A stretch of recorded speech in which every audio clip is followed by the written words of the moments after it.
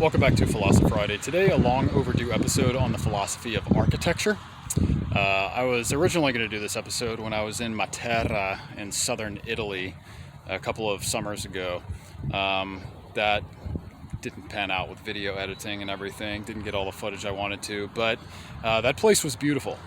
And every building in that town was ancient. It was actually the most ancient still inhabited city on continental Europe. And it was interesting because there were still ancient Greek and Mesopotamian influences, not just on the architecture, but on the culture of the town that were still alive and thriving. And so this kind of leads into why I'm here. I decided to take the opposite approach to doing this topic in showing a building that kind of reflects the opposite values, even though they are values that are very present in our culture today. My former MA professor, Sir Roger Scruton, talked a lot about philosophy of art and aesthetics, and especially architecture. If you haven't seen his BBC documentary, Why Beauty Matters, there's a segment on architecture in there. I highly recommend that you check it out on YouTube. But to summarize his theory and kind of water it down, he was of the opinion that function follows form. That if you build something to be beautiful, to reflect those values in the culture in which it's situated, those values that are worth preserving, then that will be emphasized in the architecture, and it will be beautiful. It will be sustainable because someone will always try to occupy that space, even once the current inhabitants are done with it. Build something to be beautiful that catches the eye. Build something with integrity, quality, something that's built to last. In the same way, you formulate values in your society to last, with integrity, with structure, but also with beauty and finesse and art. Now, the opposite can obviously be the case. Which values in our society does this apartment building back here reflect? Expediency, efficiency, nothingness even. The whole open floor plan, minimalist lifestyle, minimalist style of architecture as well, I think is an overcompensation for the contrary value of overabundance, which is also a problem. But remember, what we do with art, including architecture, should be reflective of our transcendent nature, our connection to God.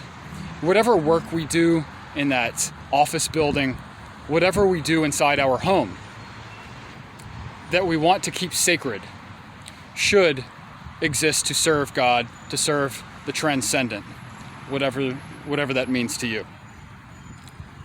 And so, we've talked recently about the Hegelian dialectic, how cultural values swing back and forth like a pendulum from one extreme to the other.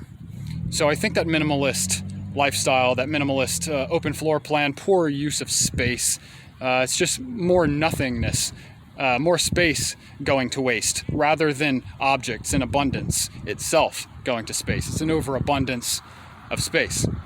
But also it reflects another relativist philosophy that's present in our culture, that nothing really exists, But I don't think anything could be further from the truth. Everything exists for some purpose. And in fact, if any one thing didn't exist in the current form that it does, then the world on the whole could be affected by that, could be different. So anyway, efficiency, expediency, also openness. What you do in your home should be kept sacred.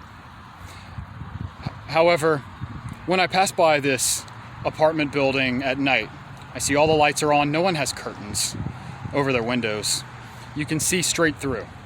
And you get a glimpse of what everyone is up to in their private life, with themselves, with their family, with people they have over. One guy is, I know for sure, is into Indian chicks in particular. Every time I pass by, I look into his window and he has a different Indian chick inside he's on a date with. Anyway, hey, you like what you like, more power to you.